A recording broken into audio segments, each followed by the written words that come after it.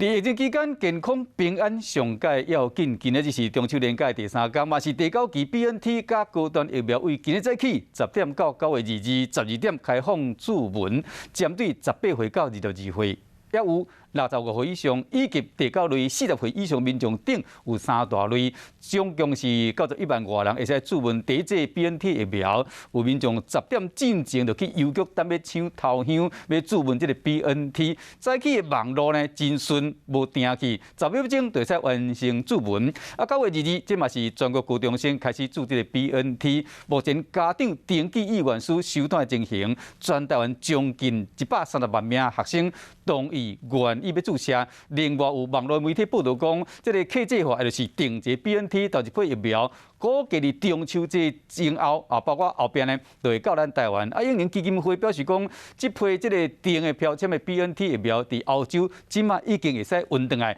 不过因为这礼拜卢森堡航空是远载，正咧协调其他的航空公司，确认班机了后，会个通知大家。还没有10月1号，9月9号。9月9号，好，完成了，太好了！若连假这么早来，一定要投降。好兆头。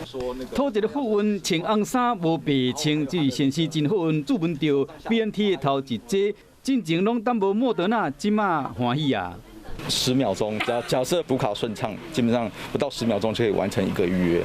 透早10点，高速公路真塞，不过网络真顺。第9期 BNT 为早起10点到9月22点开放注文，针对18岁到22岁，所有65岁以上老大人，甲第9类40岁以上的民众等有3大类，总共91万外人会使注文头一剂 BNT。很多都是18到22岁的年轻族群，那可能都是家长就是提早1天就把他的健保卡然后要取，请我们今天帮他预约。那另外还有就是刚刚有些是他可能从一早就是希望都是等 BNT 或莫德纳的民众，那他这次有顺利预约到。全国的高中生9月22开始注 BNT， 目前收回问卷有将近130万名学生同意，有9万6千人无想要注。